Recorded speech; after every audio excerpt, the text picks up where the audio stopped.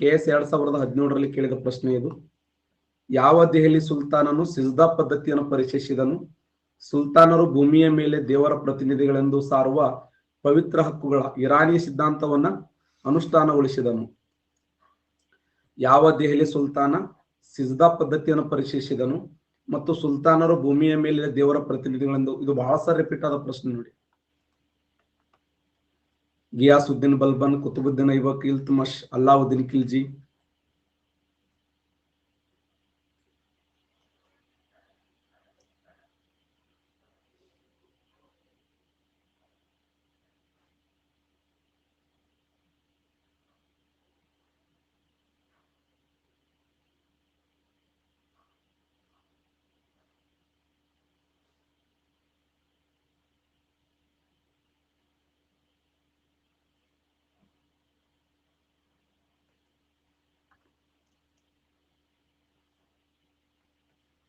ಸರಿಯಾದಂತ ಉತ್ತರ Ghiyasuddin Balban. Right answer ನೋಡಿ. ಗಿಯಾಸುದ್ದೀನ್ ಬಲ್ಬನ್ ಇದೆಯಲ್ಲ ಸರಿಯಾದಂತ ಉತ್ತರ.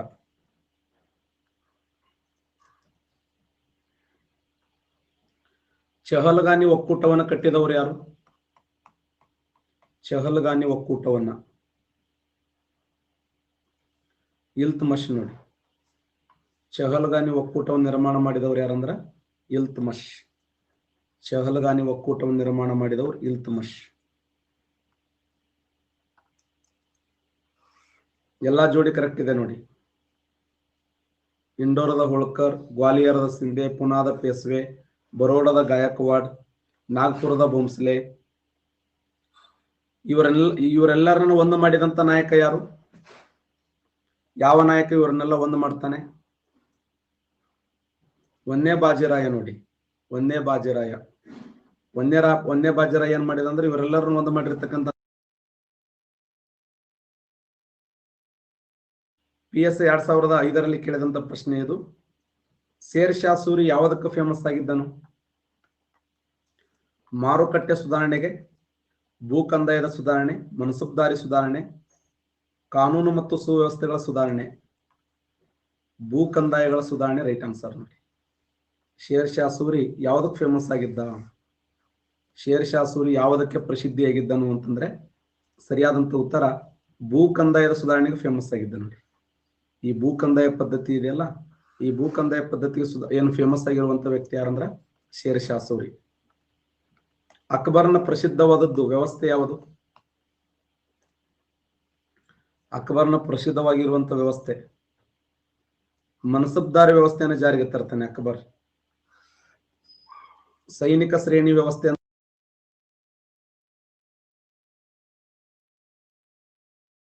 ಸುಧಾರಣೆ ನೋಡಿ. ಅಕ್ಬರ್ನ ಪ್ರಸಿದ್ಧವಾಗಿರುವಂತ ಸುಧಾರಣೆ ಇದು. ಅಲ್ಲಾವುದ್ದೀನ್ ಖಿಲ್ಜಿ. ಅಲ್ಲಾವುದ್ದೀನ್ ಖಿಲ್ಜಿ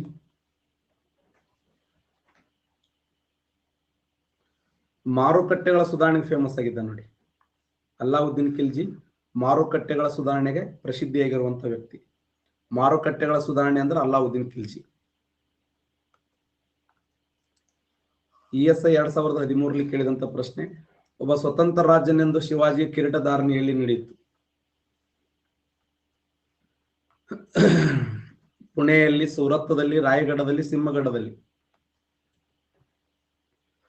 ಮಹಾರಾಷ್ಟ್ರದ ರಾಯಗಢ ನೋಡಿ.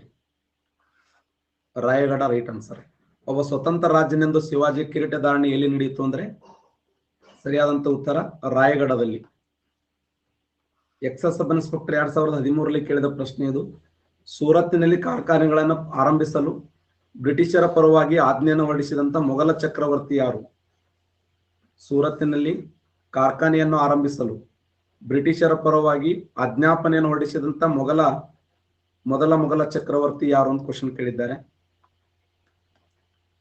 ಔರಂಗಜೇಬ, ಜಹಾಂಗೀರ, ಶಹಜಾನ, ಅಕ್ಬರ.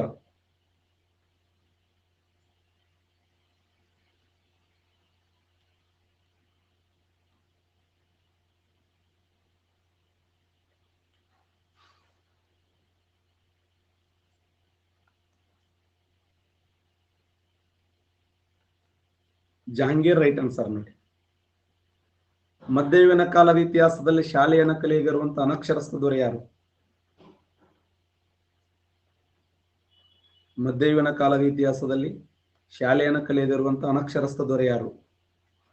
ಅಕ್ಬರ್ ರೈಟ್ ಆನ್ಸರ್ ನೋಡಿ. ಮಧ್ಯಯುಗೀನ ಕಾಲದ ಇತಿಹಾಸದಲ್ಲಿ ಶಾಲೆಯನ್ನು ಕಲಿಯದಿರುವ ಅನಕ್ಷರಸ್ಥ ದೊರೆ ಯಾರಂದ್ರೆ ಅಕ್ಬರ್. PSI ಅನುಕ್ರಮವಾಗಿ ಬರೀರಿ. ತುಘಲಕ್ ಸಂತತಿ, ಖಿಲ್ಜಿ ಸಂತತಿ, ಗುಲಾಮಿ ಸಂತತಿ, ಲೋಧಿ ಸಂತತಿ.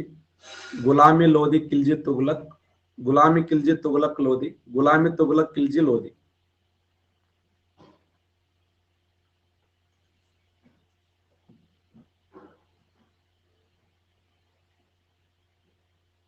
ಶಬಾಷ್, 74% ಕರೆಕ್ಟ್ ಆನ್ಸರ್ ಮಾಡಿದ್ದೀರಿ. ಸರಿಯಾದಂತ ಉತ್ತರ ಅನುಕ್ರಮವಾಗಿ ನೋಡಿ. ಗುಲಾಮಿ ಸಂತತಿ, ಖಿಲ್ಜಿ ಸಂತತಿ, ತುಘಲಕ್ ಸಂತತಿ,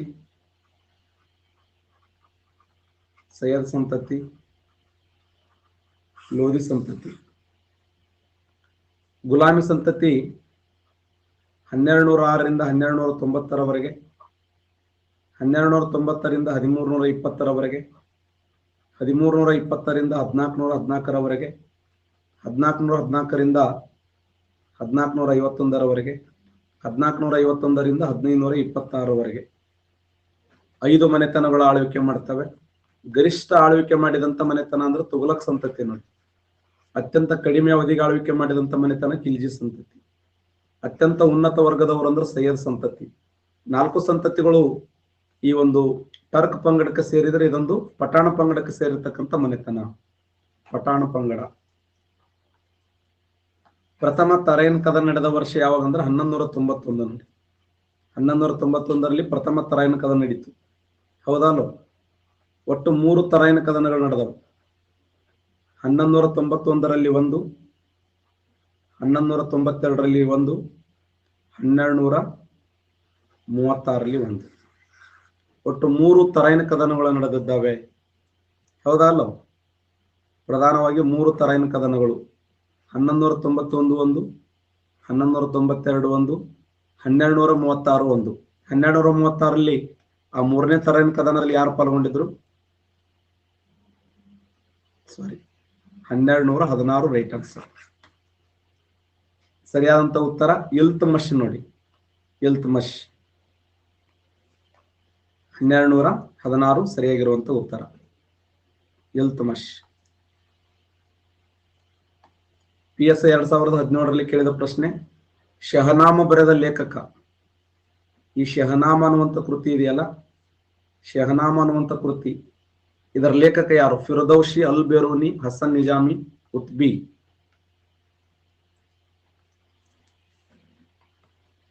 ಶಹನಾಮ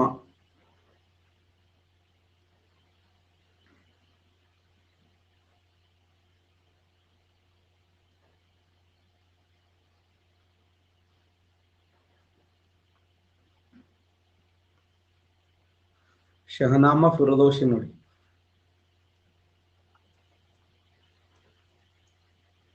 ಯಾರನ್ನ ಫಾದರ್ ಆಫ್ ಇಂಡಾಲಜಿ ಅಂತ ಕರೀತಾರೆ? ಫಾದರ್ ಆಫ್ ಇಂಡಾಲಜಿ ಅಂತ ಯಾರನ್ನು ಕರೀತಾರೆ? ಯಾರನ್ನು ಫಾದರ್ ಆಫ್ ಇಂಡಾಲಜಿ ಅಂತ ಕರೀತಾರೆ? ಅಲ್ ಬೇರೂನಿ ನೋಡಿ.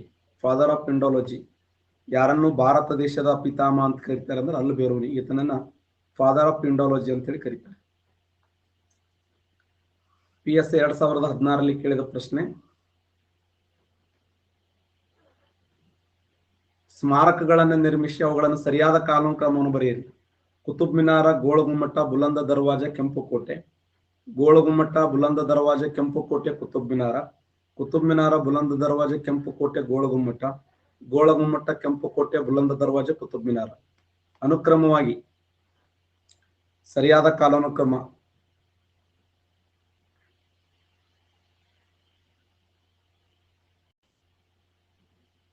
ಸರಿಯಾದ ಕಾಲಾನುಕ್ರಮ.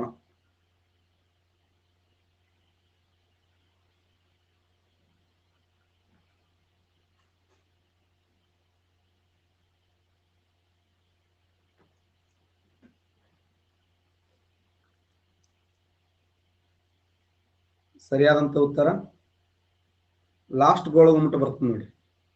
ಗೋಳಗುಮ್ಮಟ ಲಾಸ್ಟ್. ಫಸ್ಟ್ ಕುತುಬ್ ಮಿನಾರ, ಅದಾದ ನಂತರ ಬುಲಂದ ದರ್ವಾಜ, ಅದಾದ ನಂತರ ಕೆಂಪು ಕೋಟೆ, ಗೋಳಗುಮ್ಮಟ. ಯಾಕಂದ್ರೆ ಕುತುಬ್ ಮಿನಾರ್ ಯಾರ ಕಾಲದಲ್ಲಿ? ಕುತುಬುದ್ದೀನ್ ಐಬಕನ ಕಾಲದಲ್ಲಿ. ಹೌದಲ್ಲ? ಕುತುಬುದ್ದೀನ್ ಐಬಕನ ಕಾಲದಲ್ಲಿ ಕುತುಬ್ ಮಿನಾರ.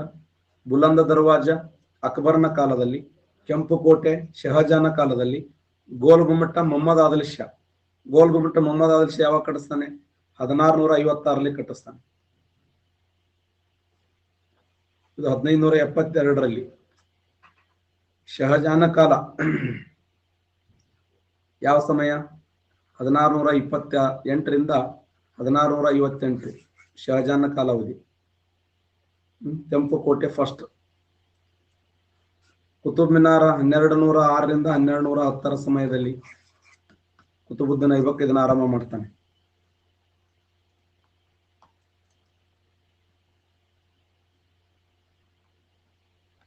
ಯಾವ ಜೋಡಿ ತಪ್ಪಾಗಿದೆ?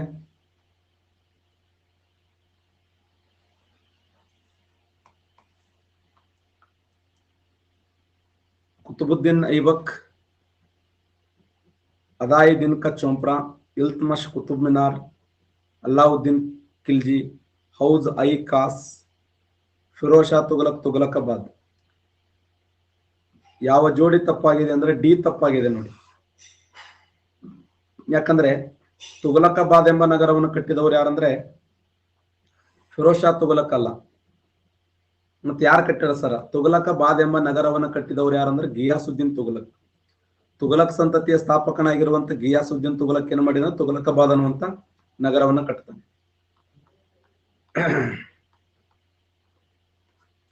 ನಾವು ಕಳೆದ ಕ್ಲಾಸ್ನಲ್ಲಿ ಭಕ್ತಿ ಪಂಥ ಚಳವಳಿಯನ್ನು ಅಧ್ಯಯನ ಮಾಡ್ತಾ ಇದ್ದೆವು.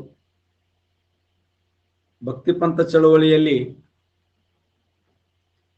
ಈಗಾಗಲೇ ನಾವು ಶಂಕರಾಚಾರ್ಯರು, ಮಧ್ವಾಚಾರ್ಯರು, ರಾಮಾನುಚಾರ್ಯರು, ಅಣ್ಣ ಬಸವಣ್ಣನ ವಿಚಾರಗಳನ್ನ ಅಧ್ಯಯನ ಮಾಡಿ, ಭಕ್ತಿ ಚಳವಳಿ ಇನ್ನೊಂದು ವಿಶೇಷ ಏನು ಅಂದ್ರೆ ಕೇವಲ ದಕ್ಷಿಣ ಭಾರತಕ್ಕೆ ಮಾತ್ರ ಭಕ್ತಿ ಪಂಥ ಚಳವಳಿ ಇದು ಸೀಮಿತ ಆಗಲಿಲ್ಲ. ಆ ಭಕ್ತಿ ಪಂಥ ಚಳವಳಿ ಉತ್ತರ ಭಾರತ ಕೂಡ ವ್ಯಾಪಿಸಿದವು. ಮಧ್ಯಕಾಲೀನ ಯುಗದಲ್ಲಿ ನಡೆದ ಭಕ್ತಿ ಚಳವಳಿ ಸಾಮಾಜಿಕ ಮತ್ತು ಧಾರ್ಮಿಕ ಚಳವಳಿಯಾಗಿತ್ತು. ಈ ಚಳವಳಿಯ ಪ್ರತಿಪಾದಕರು ಭಕ್ತಿ, ಧಾರ್ಮಿಕ ಸಾಮರಸ್ಯ, ಸಾಮಾಜಿಕ ಸಮಾನತೆ, ಲಿಂಗ ಸಮಾನತೆ ಇವುಗಳಿಗೆ ಪ್ರಾಮುಖ್ಯತೆ ನೀಡ್ತಾ ಬಂದರು. ಲಿಂಗ ಸಮಾನತೆ, ಭಕ್ತಿ, ಧಾರ್ಮಿಕ ಈ ಒಂದು ವಿಚಾರಗಳಿಗೆ ಅವರು ಆದ್ಯತೆ ನೀಡ್ತಾ ಬಂದರು. ಹಾಗಾದ್ರೆ ಉತ್ತರ ಭಾರತದ ಧಾರ್ಮಿಕ ಚಳವಳಿಯನ್ನು ತೆಗೆದುಕೊಂಡಾಗ ಉತ್ತರ ಭಾರತದಲ್ಲಿ ಈ ಭಕ್ತಿ ಪಂಥ ಚಳವಳಿನ ಆರಂಭ ಮಾಡಿದ ಶ್ರೇಷ್ಠ ನಾಯಕ ಅಂದ್ರೆ ರಮಾನಂದರು ಅಂತ. ರಮಾನಂದರು ಇವರ ಕಾಲಾವಧಿ 1400 1470 ಉತ್ತರ ಭಾರತದಲ್ಲಿ ಭಕ್ತಿ ಪಂಥ ಚಳವಳಿಯನ್ನು ಆರಂಭ ಮಾಡಿದಂತ ಮಹಾನ್ ಸಂತ ಅಂದ್ರೆ ರಮಾನಂದರು. ಉತ್ತರ ಭಾರತದಲ್ಲಿ ಭಕ್ತಿ ಪಂಥ ಚಳವಳಿಯನ್ನ ಪ್ರತಿಪಾದನೆ ಮಾಡಿದವರು, ಉತ್ತರ ಭಾರತದಲ್ಲಿ ಭಕ್ತಿ ಪಂಥ ಚಳವಳಿಯನ್ನು ಆರಂಭ ಮಾಡಿದ ನಾಯಕ ಅಂದ್ರೆ ರಮಾನಂದರು. ಉತ್ತರ ಭಾರತದಲ್ಲಿ ಚಳವಳಿಯನ್ನು ಜನಪ್ರಿಯಗೊಳಿಸಿದ ಕೀರ್ತಿ ರಮಾನಂದ ಅವರಿಗೆ ಸಲ್ಲುತ್ತದೆ. ಪ್ರಯಾಗದಲ್ಲಿ ಜನಿಸಿದ ಇವರು ವೈಷ್ಣವ ಪಂಥವನ್ನ ಬೋಧಿಸ್ತಾರೆ. ಅವರು ರಾಮಾನುಚಾರ್ಯರ ವಿಶಿಷ್ಟ ಅದ್ವೈತ ಸಿದ್ಧಾಂತವನ್ನು ವಿಶ್ವಾಸ ಬಿಟ್ಟು ಅವರ ಬೋಧನೆಯನ್ನು ಇನ್ನಷ್ಟು ಪ್ರಚಾರ ಮಾಡಿದಂತ ವ್ಯಕ್ತಿ. ಅಂದ್ರೆ ರಾಮಾನುಚಾರ್ಯರ ಅತ್ಯಂತ ಭಕ್ತಿಯ ನಾಯಕ ಯಾರಂದ್ರೆ ರಮಾನಂದರು. ರಾಮಾನುಚಾರ್ಯ ಸಿದ್ಧಾಂತವನ್ನು ಉತ್ತರ ಭಾರತದಲ್ಲಿ ಪ್ರಚಾರ ಮಾಡ್ತಾರೆ. ಭಕ್ತಿ ಪಂಥ ಚಳವಳಿಯನ್ನು ಉತ್ತರ ಭಾರತದಲ್ಲಿ ಪ್ರಚಾರ ಮಾಡಿದ ಮೊದಲ ನಾಯಕ ಅಂದ್ರೆ ರಮಾನಂದರು. ಉತ್ತರ ಭಾರತದಲ್ಲಿ ಚಳವಳಿಯನ್ನು ಜನಪ್ರಿಯಗೊಳಿಸಿದಂತ ಕೀರ್ತಿ ಅವರಿಗೆ ಸಲ್ತದೆ. ಪ್ರಯಾಗದಲ್ಲಿ ಜನಿಸಿದ ಅವರು ವೈಷ್ಣವ ಪಂಥವನ್ನು ಬೋಧಿಸ್ತಾರೆ. ರಾಮಾನುಚಾರ್ಯರು ವಿಶಿಷ್ಟ ಅದ್ವೈತ ಸಿದ್ಧಾಂತವನ್ನು ವಿಶ್ವಾಸ ಇಟ್ಟು ಅವರ ಬೋಧನೆಯನ್ನು ಇನ್ನಷ್ಟು ಪ್ರಚಾರಗೊಳಿಸ್ತಾರೆ. ಅವರು ಸಂಸ್ಕೃತ ಬದಲಾಗಿ ಹಿಂದಿ ಭಾಷೆಯನ್ನ ಬಳಸ್ತಾರೆ. ಅದರಿಂದ ಜನಸಾಮಾನ್ಯರಿಗೆ ಅವರ ಬೋಧನೆ ಬಹಳ ಸರಳ ಆಗ್ತದೆ. ಅವರು ಜಾತಿ ವ್ಯವಸ್ಥೆಯನ್ನು ಖಂಡಿಸಿ ಭಾತೃತ್ವದ ಭಾವನೆಯನ್ನು ಬೆಳೆಸಿದರು ಅಂತ ನೋಡಿ. ಅವರು ಆಡುವಂತ ಮಾತಿನಲ್ಲಿ, ಅವರು ಆಡುವಂತ ಭಾಷೆಯಲ್ಲಿ ಅವರು ಈ ಒಂದು ಸಂಸ್ಕೃತ ಭಾಷೆಯನ್ನು ಬದಲಾಗಿ ಹಿಂದಿ ಭಾಷೆ, ಅವರ ಮಾತೃಭಾಷೆ, ಜನಸಾಮಾನ್ಯರಿಗೆ ಅರ್ಥ ಆಗುವಂತ ಭಾಷೆಯಲ್ಲಿ ತಮ್ಮ ಬೋಧನೆಯನ್ನು ಸಿದ್ಧಾಂತವನ್ನ ಮಂಡಿಸಿದ ವ್ಯಕ್ತಿ ಯಾರಂದ್ರೆ ರಮಾನಂದರು. ರಮಾನಂದರ ಪರಮ ಶಿಷ್ಯ ಯಾರಂದ್ರೆ ಕಬೀರದಾಸ್. ಕರ್ನಾಟಕದ ಕಬೀರ ಅಂತಂದ್ರೆ ಸಂತ ಶಿಶುನಾಳ ಶರೀಫ್. ಹೌದಲ್ಲ? ಸಂತ ಶಿಶುನಾಳ ಶರೀಫಾತ್ ಸೋರುತೀಹದು ಮನೆಯ ಮ್ಯಾಳಿಗೆ, ಅಜ್ಞಾನ ಎಂಬುದು ಸೋರುತೀಹದು ಮನೆಯ ಮ್ಯಾಳಿಗೆ, ಕೋಡಗನ ಕೋಳಿ ನುಂಗಿತ್ತ ನೋಡುವ ತಂಗಿ, ಕೋಡಗನ ಕೋಳಿ ನುಂಗಿತ್ತ ಅಂತ ಕೇಳಿರಲ್ಲ ಹಾಡ. ಗುರು ಗೋವಿಂದ ಭಟ್ಟರ ಪರಮ ಶಿಷ್ಯರವರು ಸಂತ ಶಿಶುನಾಳ ಶರೀಫರು ಗುರು ಗೋವಿಂದರ ಭಟ್ಟರ ಪರಮ ಶಿಷ್ಯ. ಗುರು ಹಿಂದೂ ಧರ್ಮ, ಸಂತ ಶಿಶುನಾಳ ಶರೀಫರು ಮುಸ್ಲಿಂ ಧರ್ಮ. ಅವರಿಬ್ಬರ ಮಧ್ಯದಲ್ಲಿರುವಂತ ಬಾಂಧವ್ಯ, ಆ ಬಾಂಡ್ ಹೆಂಗಿತ್ತು ವಿಚಾರ ಮಾಡಿ. ಅದಕ್ಕ ಭಕ್ತಿ ಪಂಥ ಚಳವಳಿಯಲ್ಲಿ, ಇವತ್ತು ಸೂಫಿ ಪಂಥ ಚಳವಳಿಯಲ್ಲಿ ಯಾವತ್ತೂ ಅವರು ಧರ್ಮ ಭೇದವನ್ನು ಮಾಡಲಿಲ್ಲ, ಧರ್ಮಕ್ಕೆ ಆದ್ಯತೆ ಕೊಡ್ಲಿಲ್ಲ, ಮನುಷ್ಯತ್ವಕ್ಕೆ ಆದ್ಯತೆ ಕೊಟ್ಟರು, ಮಾನವೀಯ ಧರ್ಮವನ್ನು ಪ್ರತಿಪಾದನೆ ಮಾಡಿದರು. ಮನುಷ್ಯರ ಮಧ್ಯದಲ್ಲಿ ಆ ನೆಲೆಗಟ್ಟನ್ನ ವಿಚಾರವನ್ನ ಮಾಡಿದಂತ ಸಂತರು ನಾವು ಈ ಒಂದು ಭಕ್ತಿ ಪಂಥ ಚಳವಳಿಯಲ್ಲಿ ನಾವು ನೋಡ್ತೀವಿ. ಕಬೀರದಾಸರು ವಾರಣಾಸಿಯಲ್ಲಿ ನೇಕಾರ ಮುಸ್ಲಿಂ ದಂಪತಿಗಳಾದಂತ ನೀರು ಮತ್ತು ನಿಮಾ ಬಳಿ ಬೆಳಿತಾರವರು. ಅವರ ದಂಪತಿ, ಅವರ ಮಕ್ಕಳಲ್ಲ ಅವರು. ಕಬೀರದಾಸರು ಅದೊಂದು ಆಕಸ್ಮಿಕವಾಗಿ ಸಿಕ್ಕಂತ ಕೂಸು. ಆ ಮುಸ್ಲಿಂ ನೇಕಾರ ದಂಪತಿಗಳಾಗಿರುವಂತ ನೀರು ಮತ್ತು ನಿಮಾ ಬಳಿ ಬೆಳಿತಾರೆ. ರಮಾನಂದರ ಶಿಷ್ಯರಲ್ಲಿ ಅತ್ಯಂತ ಪ್ರಮುಖವಾಗಿರುವಂತ ವ್ಯಕ್ತಿಗಳು. ಬಾಲ್ಯದಲ್ಲೇ ಸಾಕಷ್ಟು ಪ್ರಶ್ನೆಗಳನ್ನು ಮಾಡ್ತಾರೆ, ಸಮಾನತೆಯನ್ನು ಬೋಧಿಸ್ತಾರೆ. ಎಲ್ಲಾ ಜಾತಿ ಮತಗಳ ನಡುವೆ ಸಾಮರಸ್ಯಕ್ಕೆ ಪ್ರೀತಿ ಎಂಬ ಧರ್ಮವನ್ನು ಬೋಧಿಸಿದರು. ಈ ಪ್ರೀತಿ ಇದೆಯಲ್ಲ, ಇದಕ್ಕಿಂತ ದೊಡ್ಡದು ಯಾವುದೂ ಅಲ್ಲ. ಹೌದಾ?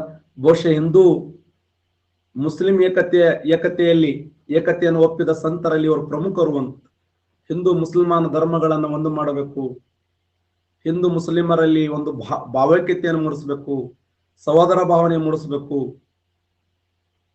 ಯಾರು? ಸಂತ ಕಬೀರದಾಸರು. ಅವರ ಪ್ರಕಾರ ಅಲ್ಲಾ, ರಾಮ ಎಂಬುದು ಒಂದೇ ದೇವರ ಎರಡು ಹೆಸರುಗಳು ಅಂತ ಹೇಳ್ತಾರೆ.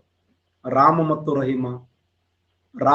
ರಹೀಮ ಅಂದ್ರೆ ಅವ್ರ ಪ್ರಕಾರ ಅವರೇ ಹೇಳ್ತಾರೆ, ನಾನು ರಾಮ ಮತ್ತು ರಹೀಮನ ಮಗ.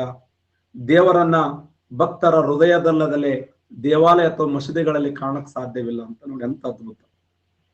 ನೀವು ದೇವರನ್ನು ನೋಡ್ಬೇಕಾದ್ರ ಭಕ್ತರ ಹೃದಯದಲ್ಲಿ, ಒಳ್ಳೆ ಸಜ್ಜನ ವ್ಯಕ್ತಿಯ ಹೃದಯದಲ್ಲಿ ಕಾಣಬೇಕು ಹೊರತು, ಒಬ್ಬ ಪ್ರಾಮಾಣಿಕವಾಗಿರುವಂತ ಸಜ್ಜನರು ನಿಮಗೆ ಒಳ್ಳೆಯದನ್ನು ಯಾರು ಬಯಸ್ತಾರೋ ಅವ್ರ ವ್ಯಕ್ತಿಗಳಲ್ಲಿ ದೇವಾಲಯಗಳನ್ನ, ಆ ಹೃದಯಗಳಲ್ಲಿ ದೇವರನ್ನ ಕಾಣ್ರಿ ಹೊರತು ಮಸೂದಿಗಳಲ್ಲಿ ಅಥವಾ ದೇವಸ್ಥಾನಗಳಲ್ಲಿ ದೇವರನ್ನ ಕಾಣಬೇಡ್ರಿ ಅನ್ನುವಂತ ಮಾತನ್ನ ಅವ್ರು ಹೇಳ್ತಾರೆ. ಅವರು ಮೂರ್ತಿ ಪೂಜೆನ ಖಂಡಿಸ್ತಾರೆ, ತೀರ್ಥಯಾತ್ರೆ ಖಂಡಿಸ್ತಾರೆ, ಪವಿತ್ರವಾದ ಸ್ನಾನವನ್ನು ಖಂಡಿಸ್ತಾರೆ, ಅಥವಾ ಜೋರಾಗಿ ಪ್ರಾರ್ಥನೆ ಮಾಡುವುದು. ಇವತ್ತೇನು ನಾವು ಪ್ರೇಯರ್ ಮಾಡ್ತೀವಲ್ಲ ಜೋರಾಗಿ, ಆ ಪ್ರಾರ್ಥನೆ ಮಾಡುವುದನ್ನು ಕೂಡ ಇವರು ವಿರೋಧಿಸ್ತಾರೆ. ದೇವರ ಕಾರಣಕ್ಕೆ ಸಾಧ್ಯವಿಲ್ಲ. ನೀವು ಜೋರಾಗಿ ಪ್ರಾರ್ಥನೆ ಮಾಡುವುದರಿಂದ, ಕಲ್ಲು ದೇವರನ್ನು ಪೂಜೆ ಮಾಡುವುದರಿಂದ, ಕಟ್ಟುಗೆ ದೇವರನ್ನು ಪೂಜೆ ಮಾಡುವುದರಿಂದ, ತೀರ್ಥ ಸ್ನಾನವನ್ನು ಮಾಡುವುದರಿಂದ, ಎಲ್ಲಾ ಇಸ್ಲಾಂ ಧರ್ಮ ಹಿಂದೂ ಧರ್ಮ ಎರಡನ್ನ ಖಂಡಿಸ್ತಾರ ಅವ್ರು.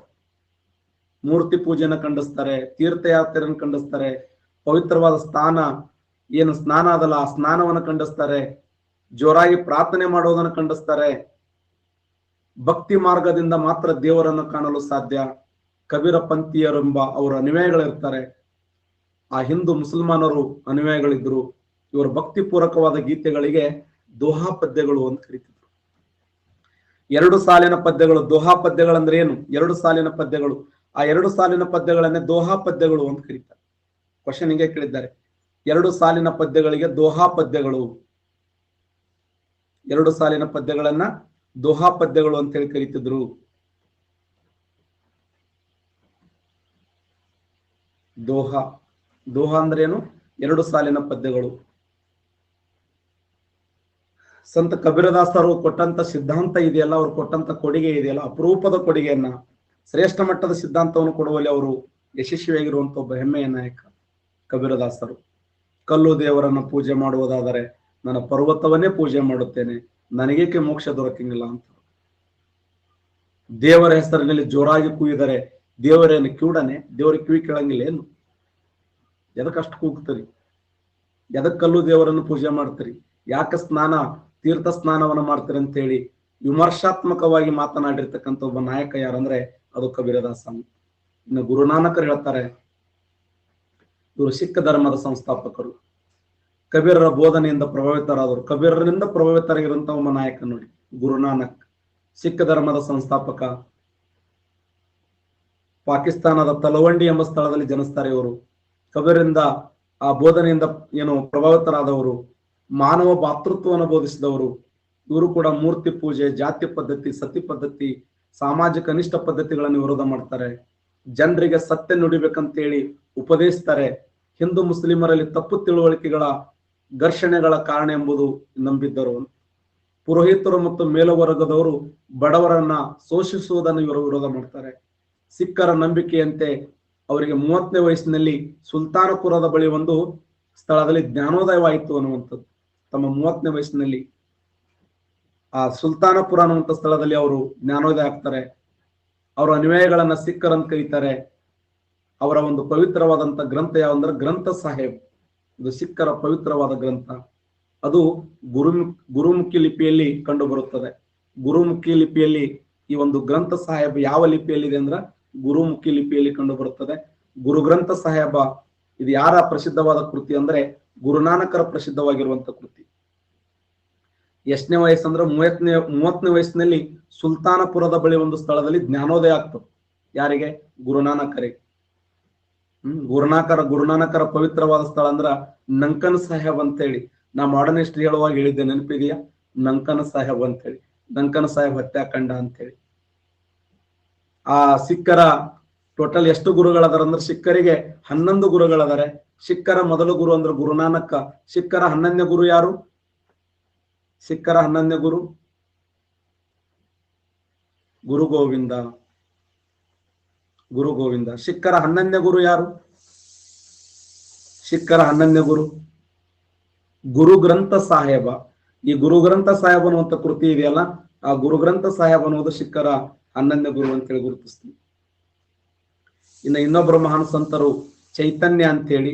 ಚೈತನ್ಯರು ಭಾರತದ ಪೂರ್ವ ಭಾಗದಲ್ಲಿ ಅಂದ್ರೆ ಉತ್ತರ ಭಾಗದಲ್ಲಿ ರಮಾನಂದರಾದರ ಪೂರ್ವ ಭಾಗದಲ್ಲಿ ಚೈತನ್ಯರು. ಆ ಭಾರತ ಪೂರ್ವ ಭಾಗದಲ್ಲಿ ಭಕ್ತಿ ಚಳವಳಿಯನ್ನ ಅವರು ಪ್ರಚಾರ ಮಾಡ್ತಾರೆ.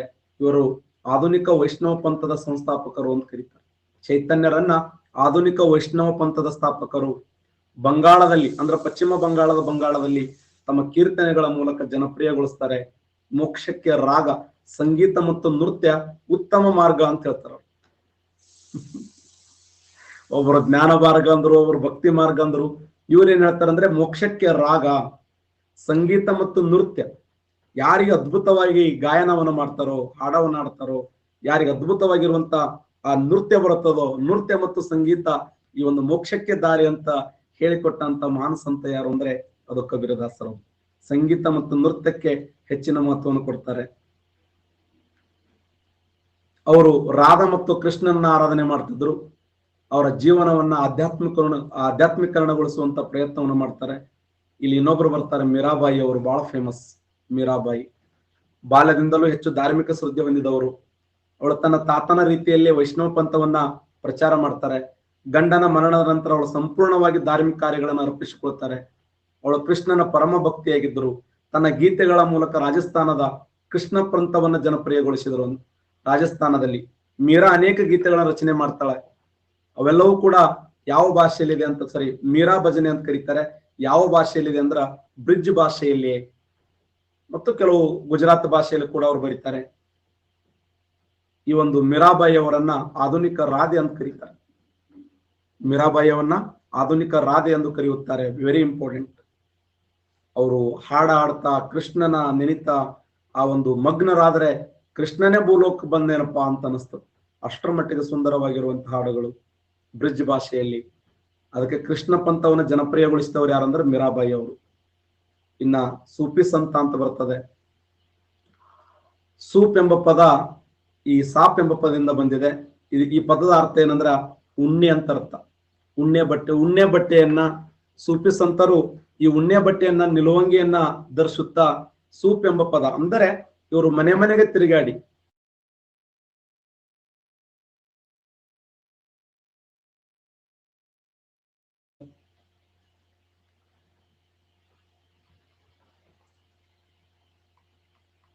ಫೋನ್ ಹಚ್ಚಿ ಮಾತಾಡಂಗಿಲ್ಲ, ಬಿಡಂಗಿಲ್ಲ. ಫೋನ್ ಹಚ್ಚಿ ಹಲೋ. ಈ ಪದ ಸೂಪ್ ಎಂಬ ಪದ ಸಾಪ್ ಎಂಬ ಪದದಿಂದ ಬಂದಿದೆ. ಇದರ ಅರ್ಥ ಉಣ್ಣೆ. ಸೂಫಿ ಸಂತರು ಉಣ್ಣೆ ನಿಲುವಂಗಿಯನ್ನು ಧರಿಸುತ್ತಿದ್ದರು. ಸೂಪ್ ಎಂಬ ಪದದಿಂದ ಬಂದಿದೆ. ಇದರ ಅರ್ಥ ಪರಿಶುದ್ಧತೆ ಅಂತ ಅರ್ಥ. ಸೂಪ್ ಈ ಪದ ಅರ್ಥ ಏನಂದ್ರ ಪರಿಶುದ್ಧತೆ. ಸಾಪ ಎಂಬುದು ಮಸೂದೆಯ ಹೊರಗಿನ ವೇದಿಕೆ. ಹಾಗಾಗಿ ಕೆಲವು ವಿದ್ವಾಂಸರು ಈ ಕಾರಣದಿಂದ ಸೂಪ್ ಪದ ಬಂದಿತ್ತಂತ ನಂಬ್ತಾರೆ. ಅಂದ್ರೆ ಸಾಪ ಎಂಬುದು ಮುಸ್ಲಿಮರ ಹೊರಗಿನ ವೇದಿಕೆ. ಹಾಗಾಗಿ ಕೆಲವು ವಿದ್ವಾಂಸರು ಏನ್ ಮಾಡ್ತಾರೆ ಅಂದ್ರೆ ಸೂಪ್ ಆ ಪದದಿಂದ ಬಂದಿರಬಹುದು. ಏನಿಲ್ಲ, ಆ ಉಣ್ಣೆ ಬಟ್ಟೆಗಳನ್ನು ಧರಿಸಿಕೊಂಡು ನಿಲುವಂಗಿನ ಧರಿಸಿಕೊಂಡು ಮನೆ ಮನೆಗೆ ಹೋಗಿ ಇಸ್ಲಾಂ ಮತ್ತು ಹಿಂದೂ ಧರ್ಮಗಳನ್ನು ಒಂದು ಮಾಡುವಂತ ಉದ್ದೇಶಕ್ಕಾಗಿ ತಮ್ಮದೇ ಆದ ಹಾಡುಗಳ ಮೂಲಕ ನೃತ್ಯಗಳ ಮೂಲಕ ಜನಸಾಮಾನ್ಯರನ್ನ ಸೆಳೆದಂತ ಒಬ್ಬರ ನಾಯಕರನ್ನೇ ಸೂಫಿ ಸಂತರು ಅಂತ ಕರೀತೀವಿ. ಮಧ್ಯಕಾಲೀನ ಭಾರತ ಇಸ್ಲಾಂ ಧರ್ಮದ ಮೇಲೆ ಹಿಂದೂ ಧರ್ಮದ ಪ್ರಭಾವ ಪರಿಣಾಮವಾಗಿ ಸೂಫಿ ಸಂತ ಉದಯವಾಗ್ತದೆ. ಹಿಂದೂ ಮುಸ್ಲಿಂ ಧರ್ಮಗಳ ಅನೇಕ ಆಚರಣೆಗಳನ್ನ ಅಳವಡಿಸಿಕೊಂಡಿತ್ತು. ಹಿಂದೂ ಸಂತರಂತೆ ಸೂಫಿ ಸಂತರು ಕೂಡ ಸಾಮಾಜಿಕ ಸಮಾನತೆ, ಲಿಂಗ ಸಮಾನತೆ, ಧಾರ್ಮಿಕ ಸಾಮರಸ್ಯ, ಭಕ್ತಿ ಮುಂತಾದವುಗಳನ್ನು ಬೋಧಿಸ್ತಾರೆ. ಕೆಲವು ಆಚರಣೆಗಳು ಇಸ್ಲಾಮಿಕ್ ತತ್ವಗಳ ವಿರುದ್ಧವಾಗಿವೆ. ಅಂತ ಕೆಲವು ಆಚರಣೆಗಳೆಂದರೆ ದೇವರಿಗೆ ಭಕ್ತಿ ರೂಪದಲ್ಲಿ ಸಂಗೀತ ಮತ್ತು ಗೀತೆಗಳನ್ನು ಹಾಡುವುದು, ದರ್ಗಾದಲ್ಲಿ ಪೂಜೆ ಮಾಡುವುದು, ಪುರುಷರು ಮತ್ತು ಮಹಿಳೆಯರು ಒಟ್ಟಾಗಿ ದರ್ಗಾಗಳನ್ನ ಪ್ರಾರ್ಥನೆ ಸಲ್ಲಿಸುವುದು ಇತ್ಯಾದಿ. ಅಂದ್ರೆ ಇದು ಇಸ್ಲಾಂ ಧರ್ಮದಲ್ಲಿ ಅವಕಾಶ ಇಲ್ಲ. ಇಸ್ಲಾಂ ಧರ್ಮದಲ್ಲಿ ಮೂರ್ತಿ ಪೂಜೆಗೆ ಅವಕಾಶ ಇಲ್ಲ. ಇಸ್ಲಾಂ ಧರ್ಮದಲ್ಲಿ ಮೊಹರಂ ಆಚರಣೆ ಮಾಡ್ತಾರಲ್ಲ, ಆ ಮೊಹರಂ ಆಚರಣೆಗೆ ಅವಕಾಶ ಇಲ್ಲ. ಮೂರ್ತಿ ಪೂಜೆ ಮಾಡಂಗಿಲ್ಲ. ಇವೆಲ್ಲ ಸೂಫಿ ಸಂತರ ಕೊಟ್ಟಂತ ಕೊಡುಗೆ. ಇವತ್ತು ನಮ್ಮ ದೇಶದಲ್ಲಿ ಏನು ಮೊಹರಂ ಆಚರಣೆ ಮಾಡ್ತಾರಲ್ಲ, ಆ ಮೊಹರಂ ಆಚರಣೆ ಇದು ಇಸ್ಲಾಂ ಧರ್ಮದ ಏನು ಸೂಫಿ ಸಂತರ ಒಂದು ಕೊಡುಗೆ. ಪುರುಷರು ಮತ್ತು ಮಹಿಳೆಯರು ಒಟ್ಟಾಗಿ ದರ್ಗಾಗಳಲ್ಲಿ ಪೂಜೆ ಸಲ್ಲಿಸುವುದು ಇತ್ಯಾದಿ. ಸೂಫಿ ಸಂತರು ಅವರ ಸಾಮಾಜಿಕ ಧಾರ್ಮಿಕ ಸುಧಾರಣೆಯಿಂದ ಅದೆಷ್ಟು ಜನಪ್ರಿಯರಾದರೆಂದರೆ ಹಿಂದೂ ಮುಸ್ಲಿಮರು ಅವರ ಶಿಷ್ಯರಾದರು, ಅವರಿಗೆ ಶಿಷ್ಯರಾಗ್ತಾರೆ. ಇಲ್ಲಿ ಎರಡು ಪಂಥಗಳು ಬರ್ತವೆ. ಒಂದು ಚಿಸ್ತಿ ಪಂಥ ಅಂತ ಬರ್ತದೆ, ಇನ್ನೊಂದು ಸೌಹಾರ್ದ ಪಂಥಿ ಅಂತ ಬರ್ತದೆ. ಖ್ವಾಜಾ ಅಬ್ದುಲ್ ಚಿಸ್ತಿ ಇದರ ಸ್ಥಾಪನೆ ಮಾಡ್ತಾನೆ. ಚಿಸ್ತಿ ಪಂಥವನ್ನು ಸ್ಥಾಪನೆ ಮಾಡಿದವರು ಖ್ವಾಜಾ ಅಬ್ದುಲ್ ಚಿಸ್ತಿ.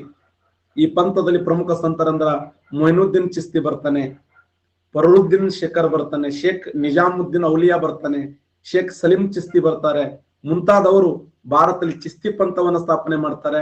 ಪವಿತ್ರ ದರ್ಗಾದಲ್ಲಿ ಫತೇಪುರ್ ಸಿಕ್ರಿ ದರ್ಗಾ ಇದೆಯಲ್ಲ, ಇದು ಚಿಸ್ತಿ ಪಂಥಕ್ಕೆ ಸೇರಿದಂತ ಒಂದು ಪಂಗಡ ಅಂತ ಕರಿತೀವಿ. ಇನ್ನು ಸೌಹಾರ್ದ ಪಂಥ ಬಾಗ್ದಾದ ಶೇಖ್ ಶಹಬುದ್ದೀನ್ ಸ್ಥಾಪನೆ ಮಾಡ್ತಾನೆ. ಇದನ್ನು ಬಾಗ್ದಾದಿನ ಶೇಖ ಶಹಬುದ್ದೀನ್ ಅನ್ನುವಂತ ವ್ಯಕ್ತಿ ಸ್ಥಾಪನೆ ಮಾಡ್ತಾನೆ. ಈ ಬಹವುದ್ದೀನ್ ಸುವರ್ದಿ ಈ ಪಂಥದ ಪ್ರಮುಖ ಸಂತರು. ಇಲ್ಲಿ ಫಿರದೌಶಿ ಆಗಿರಬಹುದು, ಖಾದ್ರಿ ಆಗಿರಬಹುದು, ಸತ್ತಾರ್ ಆಗಿರಬಹುದು, ಮಹದಾವಿ ಆಗಿರಬಹುದು, ರೌಷನಿತ್ ಆಗಿರಬಹುದು, ನಕ್ಷಿಬಂದಿ ಆಗಿರಬಹುದು, ಇವರೆಲ್ಲ ಏನಪ್ಪಾ ಅಂತಂದ್ರೆ ಇವರು ಪ್ರಮುಖವಾಗಿ ಈ ಸೌಹಾರ್ದ ಪಂಥದ ಪ್ರಮುಖವಾಗಿರುವಂತ ನಾಯಕರಂತ ಹೇಳಿ ಕರಿತೀವಿ. ಭಾರತ ಇತಿಹಾಸ ಕಂಪ್ಲೀಟ್ ಆಯ್ತು. KS 2010ರಲ್ಲಿ ಕೇಳಿದ ಪ್ರಶ್ನೆ ಇದು. ಸುಲ್ತಾನರ ಅಧಿಪತ್ಯ ಕಾಲದಲ್ಲಿ ಗುಲಾಮಿ ಪದ್ಧತಿಗೆ ಸಂಬಂಧಿಸಿದಂತೆ ಈ ಕೆಳಗಿನ ಯಾವ ವಿವರಣೆ ತಪ್ಪಾಗಿದೆ ಎಂಬುದನ್ನು ಆಯ್ಕೆ ಮಾಡಿ. ಸುಲ್ತಾನರ ಅಧಿಪತ್ಯ ಕಾಲದಲ್ಲಿದ್ದ ಗುಲಾಮಿ ಪದ್ಧತಿಗೆ ಸಂಬಂಧಿಸಿದಂತೆ ಈ ಕೆಳಗಿನ ಯಾವ ವಿವರಣೆ ತಪ್ಪಾಗಿದೆ ಎಂಬುದನ್ನು ಆಯ್ಕೆ ಮಾಡಿ. ಫಿರೋಜ್ ತುಘಲಕನಿಗೆ 1,80,000 ಗುಲಾಮರಿದ್ದರೆಂದು ಹೇಳಲಾಗುತ್ತದೆ. ಫಿರೋಜ್ ಶಾ ತುಘಲಕನಿಗೆ 1,80,000 ಗುಲಾಮರಿದ್ದರೆಂದು ಹೇಳಲಾಗುತ್ತದೆ. ಬರಾನಿಯು ದೆಹಲಿಯಲ್ಲಿದ್ದ ಬಹುದೊಡ್ಡ ಗುಲಾಮ ಮಾರುಕಟ್ಟೆಯ ಬಗ್ಗೆ ವರ್ಣಿಸುತ್ತಾನೆ. ದಿವಾನ್ ಬಂದಗಾನ್ ಎನ್ನುವುದು ಗುಲಾಮಗಿರಿಗೆ ಇದ್ದಂತ ಒಂದು ಪ್ರತ್ಯೇಕವಾದ ಇಲಾಖೆ. ಅಲ್ಲಾವುದ್ದೀನ್ ಖಿಲ್ಜಿ ಗುಲಾಮಿ ಪದ್ಧತಿ ರದ್ದು ಮಾಡಿದನು. ಯಾವುದು ಜೋಡ್ ತಪ್ಪಾಗಿದೆ?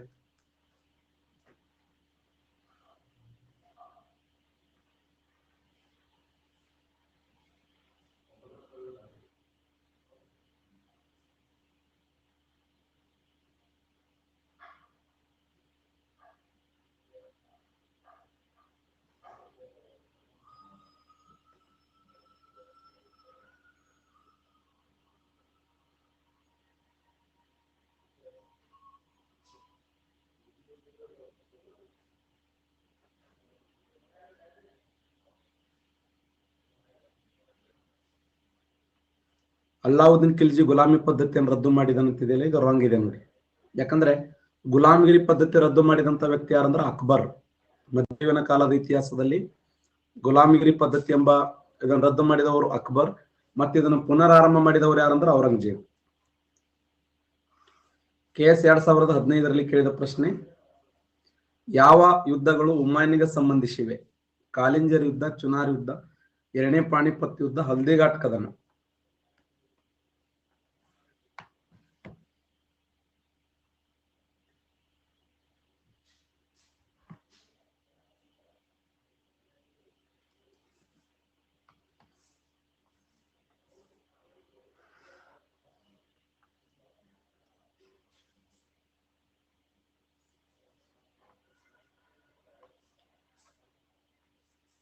ಒಂದು ಕಾಲಿಂಜರ್ ಯುದ್ಧ, ಇನ್ನೊಂದು ಚುನಾರ್ ಯುದ್ಧ. ಯಾವ ಯುದ್ಧಗಳು ಹುಮಾಯೂನಿಗೆ ಸಂಬಂಧಪಟ್ಟಿವೆ ಅಂದ್ರೆ ಒಂದು ಕಾಲಿಂಜರ್ ಯುದ್ಧ, ಇನ್ನೊಂದು ಚುನಾರ್ ಕದನಗಳು. ಎರಡು ಕದನಗಳು ಹುಮಾಯೂನಿಗೆ ಸಂಬಂಧಪಟ್ಟಿರತಕ್ಕಂಥ ಕದನಗಳು. KS 2015ರಲ್ಲಿ ಕೇಳಿದ ಪ್ರಶ್ನೆ ಇದು. ಅಮೀರ್ ಖುಸ್ರೋ ದೆಹಲಿ ಸುಲ್ತಾನರ ಕಾಲದ ಶ್ರೇಷ್ಠ ಪರ್ಷಿಯನ್ ಕವಿ ಎಂದು ಗೌರವಿಸಲ್ಪಟ್ಟಿದ್ದಾರೆ. ಈ ಕೆಳಗಿನ ಯಾವ ಕೃತಿಯನ್ನು ಅವನು ಬರೆದಿಲ್ಲ? ತಾರಿಕ್ ಇ ಫಿರೋಜ್ ಶಾಹಿ, ಆಶಿಕಾ, ಕುರಾನ್ ಉಸ್ ಸದೆನ್, ಮಿಗ್ರಾ ಉಲ್ ಗತೂಹ. ಯಾವ ಗ್ರಂಥವನ್ನು ಬರೆದಿಲ್ಲ ಆತ? ಅಮೀರ್ ಖುಸ್ರೋ ದೆಹಲಿ ಸುಲ್ತಾನರ ಕಾಲದ ಶ್ರೇಷ್ಠ ಪರ್ಷಿಯನ್ ಕವಿ ಎಂದು ಗೌರವಿಸಲ್ಪಟ್ಟಿದ್ದಾರೆ. ಈ ಕೆಳಗಿನ ಯಾವ ಕೃತಿಯನ್ನು ಅವರು ಬರೆದಿಲ್ಲ? ನೋಡಿ, ಫಿರೋಜ್ ಶಾ, ತಾರಿಕ್ ಇ ಫಿರೋಜ್ ಶಾಹಿ ಇದೆಯಲ್ಲ, ಈ ತಾರಿಕ್ ಇ ಫಿರೋಜ್ ಶಾಹಿ ಅನ್ನುವಂಥ ಗ್ರಂಥವನ್ನ ಬರೆದಿಲ್ಲ. ತಾರಿಕ್ ಇ ಫಿರೋಜ್ ಶಾಹಿ. ಅಮೀರ್ ಖುಸ್ರೋನ ಪ್ರಸಿದ್ಧವಾದ ಕೃತಿಗಳು: ಆಶಿಕಾ ಎಂಬ ಕೃತಿ ಬರೀತಾನೆ, ಕುರಾನ್ ಉಸ್ ಸದೇನ್ ಅನ್ನುವಂಥ ಗ್ರಂಥವನ್ನು ಬರೀತಾನೆ, ಮಿಗ್ರಾ ಉಲ್ ಗತೂಹ ಅನ್ನುವಂಥ ಗ್ರಂಥವನ್ನು ಬರೀತಾನೆ. ಯಾವ್ದು ಬರೆದಿಲ್ಲ ಅಂದ್ರ ತಾರಿಕ್ ಇ ಫಿರೋಜ್ ಶಾಹಿ ಅನ್ನುವಂಥ ಗ್ರಂಥವನ್ನು ಆತ ಬರೆದಿಲ್ಲ. ಭಾರತದ ಗಿಳಿ ಅನಿಸಿಕೊಂಡಂತ ಅಮೀರ್ ಖುಸ್ರೋ. KS 2015ರಲ್ಲಿ ಕೇಳಿದ ಪ್ರಶ್ನೆ ಇದು. 19ನೇ ಶತಮಾನದವರೆಗೆ ಭಾರತದಲ್ಲಿ ಪರಿಚಿತವಾದ ಅತಿದೊಡ್ಡ ಕಾಲುವೆಗಳ ಸಂಪರ್ಕ ಜಾಲವನ್ನು ನಿರ್ಮಿಸಿದವರು ಯಾರು? 19ನೇ ಶತಮಾನದವರೆಗೆ ಭಾರತದಲ್ಲಿದ್ದ ಪರಿಚಿತವಾಗಿದ್ದ ಅತಿದೊಡ್ಡ ಕಾಲುವೆಗಳ ಸಂಪರ್ಕ ಜಾಲವನ್ನು ನಿರ್ಮಿಸಿದ ಸುಲ್ತಾನ. ಗಿಯಾಸುದ್ದೀನ್ ತುಘಲಕ್, ಫಿರೋಜ್ ಶಾ ತುಘಲಕ್, ಮೊಹಮ್ಮದ್ ಬಿನ್ ತುಘಲಕ್, ಅಲ್ಲಾವುದ್ದೀನ್ ಖಿಲ್ಜಿ.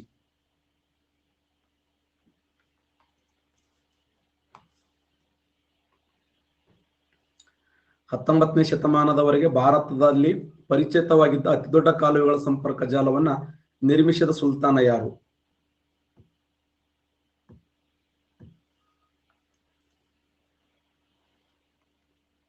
ಫಿರೋಜ್ ಶಾ ತುಘಲಕ್. Right answer. ಫಿರೋಜ್ ಶಾ ತುಘಲಕ್ ಸರಿಯಾದಂತ ಉತ್ತರ. 19ನೇ ಶತಮಾನದವರೆಗೆ ಭಾರತದಲ್ಲಿ ಪರಿಚಿತವಾದ ಅತಿದೊಡ್ಡ ಕಾಲುವೆಗಳ ಸಂಪರ್ಕ ಜಾಲವನ್ನು ನಿರ್ಮಿಸಿದ ಸುಲ್ತಾನ ಯಾರಂದ್ರೆ ಫಿರೋಜ್ ಶಾ ತುಘಲಕ್. KS 2017ರಲ್ಲಿ ಕೇಳಿದ ಪ್ರಶ್ನೆ ಇದು. ಯಾವ ಮೊಘಲ ದೊರೆಯ ಅವಧಿಯಲ್ಲಿ ನಾದಿರ್ ಶಾ ದೆಹಲಿಯ ಮೇಲೆ ದಾಳಿ ಮಾಡಿ ಲೂಟಿ ಮಾಡಿದನು ಮತ್ತು ಅಲ್ಲಿನ ನವಿಲ ಸಿಂಹಾಸನವನ್ನು ತನ್ನೊಂದಿಗೆ ಒಯ್ದನು? ಅಹ್ಮದ್ ಶಾ, ಮೊಹಮ್ಮದ್ ಶಾ, ಜಹಾಂಗೀರ್ ಶಾ, ಶಾ ಆಲಂ.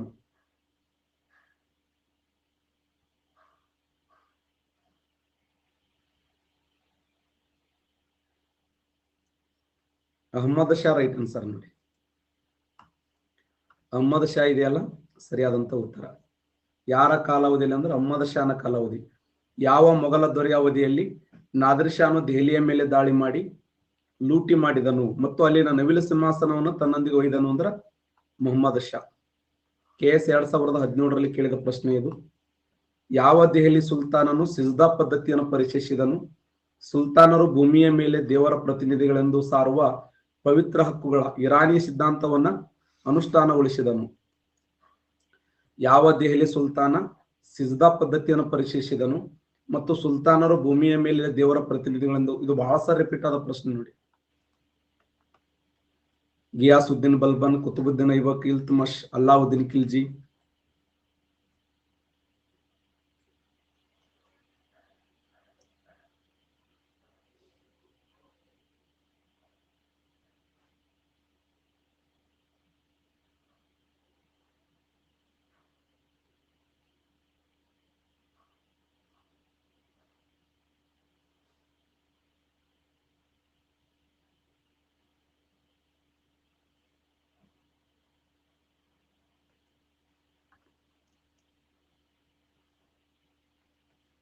ಸರಿಯಾದಂತ ಉತ್ತರ ಗಿಯಾಸುದ್ದೀನ್ ಬಲ್ಬನ್. Right answer. ನೋಡಿ, ಗಿಯಾಸುದ್ದೀನ್ ಬಲ್ಬನ್ ಇದೆಯಲ್ಲ ಸರಿಯಾದಂತ ಉತ್ತರ.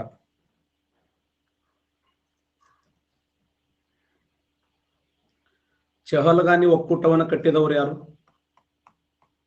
ಚಹಲ್ಗಾನಿ ಒಕ್ಕೂಟವನ್ನ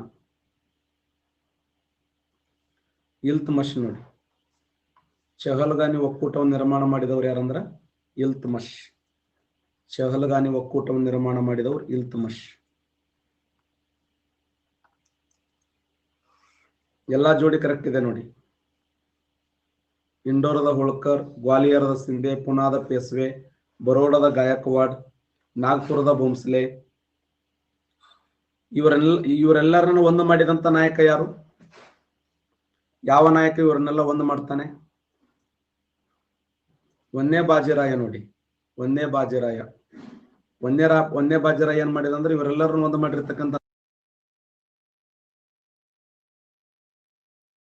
PSI 2005ರಲ್ಲಿ ಕೇಳಿದಂತ ಪ್ರಶ್ನೆ ಇದು.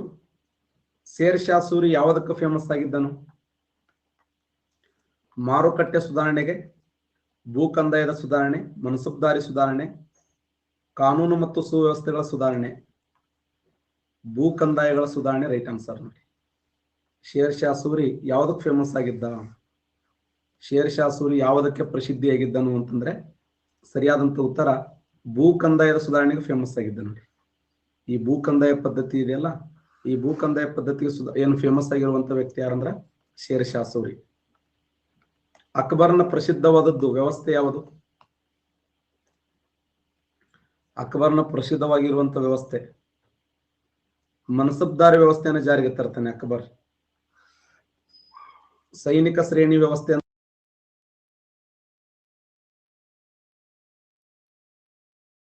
ಸುಧಾರಣೆ ನೋಡಿ, ಅಕ್ಬರ್ನ ಪ್ರಸಿದ್ಧವಾಗಿರುವಂತ ಸುಧಾರಣೆ ಇದು. ಅಲ್ಲಾವುದ್ದೀನ್ ಖಿಲ್ಜಿ,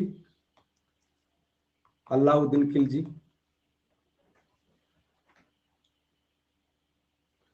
ಮಾರುಕಟ್ಟೆಗಳ ಸುಧಾರಣೆಗೆ ಫೇಮಸ್ ಆಗಿದ್ದ ನೋಡಿ. ಅಲ್ಲಾವುದ್ದೀನ್ ಖಿಲ್ಜಿ ಮಾರುಕಟ್ಟೆಗಳ ಸುಧಾರಣೆಗೆ ಪ್ರಸಿದ್ಧಿಯಾಗಿರುವಂತ ವ್ಯಕ್ತಿ. ಮಾರುಕಟ್ಟೆಗಳ ಸುಧಾರಣೆ ಅಂದ್ರೆ ಅಲ್ಲಾವುದ್ದೀನ್ ಖಿಲ್ಜಿ. ESI 2013ರಲ್ಲಿ ಕೇಳಿದಂತ ಪ್ರಶ್ನೆ, ಒಬ್ಬ ಸ್ವತಂತ್ರ ರಾಜನೆಂದು ಶಿವಾಜಿ ಕಿರೀಟಧಾರಣೆ ಎಲ್ಲಿ ನಡೆಯಿತು? ಪುಣೆಯಲ್ಲಿ, ಸೂರತ್ದಲ್ಲಿ, ರಾಯಗಢದಲ್ಲಿ, ಸಿಂಹಗಢದಲ್ಲಿ. ಮಹಾರಾಷ್ಟ್ರದ ರಾಯಗಢ ನೋಡಿ, ರಾಯಗಢ ರೈಟ್ ಆನ್ಸರ್. ಒಬ್ಬ ಸ್ವತಂತ್ರ ರಾಜನೆಂದು ಶಿವಾಜಿ ಕಿರೀಟಧಾರಣೆ ಎಲ್ಲಿ ನಡೆಯಿತು ಅಂದ್ರೆ ಸರಿಯಾದಂತ ಉತ್ತರ ರಾಯಗಢದಲ್ಲಿ. ಎಕ್ಸೈಸ್ ಸಬ್ ಇನ್ಸ್ಪೆಕ್ಟರ್ 2013ರಲ್ಲಿ ಕೇಳಿದ ಪ್ರಶ್ನೆ ಇದು. ಸೂರತ್ತಿನಲ್ಲಿ ಕಾರ್ಖಾನೆಗಳನ್ನು ಆರಂಭಿಸಲು ಬ್ರಿಟಿಷರ ಪರವಾಗಿ ಆಜ್ಞೆಯನ್ನು ಹೊರಡಿಸಿದಂತ ಮೊಘಲ ಚಕ್ರವರ್ತಿ ಯಾರು? ಸೂರತ್ತಿನಲ್ಲಿ ಕಾರ್ಖಾನೆಯನ್ನು ಆರಂಭಿಸಲು ಬ್ರಿಟಿಷರ ಪರವಾಗಿ ಆಜ್ಞಾಪನೆಯನ್ನು ಹೊರಡಿಸಿದಂತ ಮೊದಲ ಮೊಘಲ ಚಕ್ರವರ್ತಿ ಯಾರು ಅಂತ ಕ್ವಶನ್ ಕೇಳಿದ್ದಾರೆ. ಔರಂಗಜೇಬ, ಜಹಾಂಗೀರ, ಶಹಜಾನ, ಅಕ್ಬರ.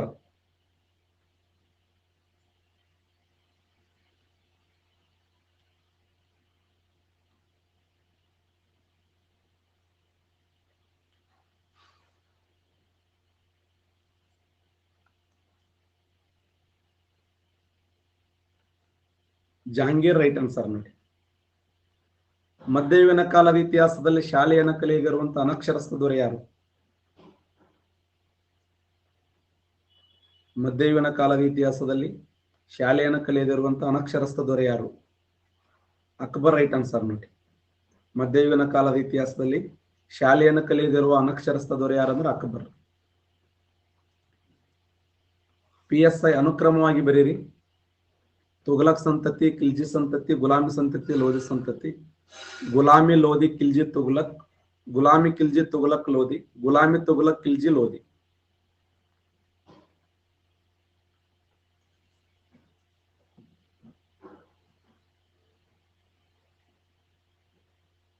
ಶಬಾಷ್, 74% ಕರೆಕ್ಟ್ ಆನ್ಸರ್ ಮಾಡಿದ್ದೀರಿ.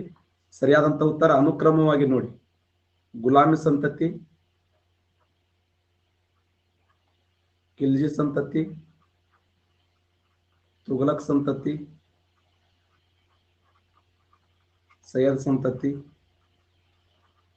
ಲೋಧಿ ಸಂತತಿ. ಗುಲಾಮಿ ಸಂತತಿ 1206ರಿಂದ 1290ರವರೆಗೆ, 1290ರಿಂದ 1320ರವರೆಗೆ, 1320ರಿಂದ 1414ರವರೆಗೆ, 1414ರಿಂದ 1451ರವರೆಗೆ, 1451ರಿಂದ 1526ರವರೆಗೆ 5 ಮನೆತನಗಳ ಆಳ್ವಿಕೆ ಮಾಡ್ತವೆ. ಗರಿಷ್ಠ ಆಳ್ವಿಕೆ ಮಾಡಿದಂತ ಮನೆತನ ಅಂದ್ರೆ ತುಘಲಕ್ ಸಂತತಿ ನೋಡಿ. ಅತ್ಯಂತ ಕಡಿಮೆ ಅವಧಿಗೆ ಆಳ್ವಿಕೆ ಮಾಡಿದಂತ ಮನೆತನ ಖಿಲ್ಜಿ ಸಂತತಿ. ಅತ್ಯಂತ ಉನ್ನತ ವರ್ಗದವರು ಅಂದ್ರೆ ಸೈಯದ್ ಸಂತತಿ. 4 ಸಂತತಿಗಳು ಈ ಒಂದು ಟರ್ಕ್ ಪಂಗಡಕ್ಕೆ ಸೇರಿದರೆ ಇದೊಂದು ಪಠಾಣ ಪಂಗಡಕ್ಕೆ ಸೇರಿರ್ತಕ್ಕಂಥ ಮನೆತನ. ಪಠಾಣ ಪಂಗಡ. ಪ್ರಥಮ ತರೈನ್ ಕದನ ನಡೆದ ವರ್ಷ ಯಾವಾಗ ಅಂದ್ರೆ 1191. 1191ರಲ್ಲಿ ಪ್ರಥಮ ತರೈನ್ ಕದನ ನಡೀತು. ಹೌದಲ್ಲ? ಒಟ್ಟು 3 ತರೈನ್ ಕದನಗಳು ನಡೆದವು. 1191ರಲ್ಲಿ 1, 1192ರಲ್ಲಿ 1, 1236ರಲ್ಲಿ 1. ಒಟ್ಟು 3 ತರೈನ್ ಕದನಗಳು ನಡೆದಿದ್ದಾವೆ. ಹೌದಲ್ಲ? ಪ್ರಧಾನವಾಗಿ 3 ತರೈನ್ ಕದನಗಳು. 1191 1, 1192 1, 1236 1. 1236ರಲ್ಲಿ ಆ 3ನೇ ತರೈನ್ ಕದನದಲ್ಲಿ ಯಾರು ಪಾಲ್ಗೊಂಡಿದ್ರು?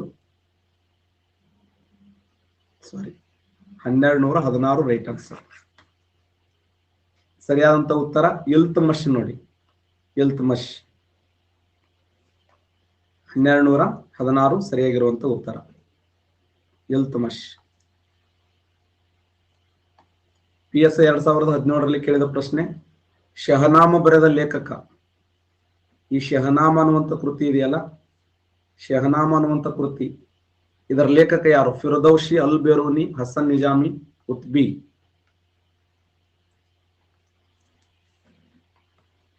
ಶಹನಾಮ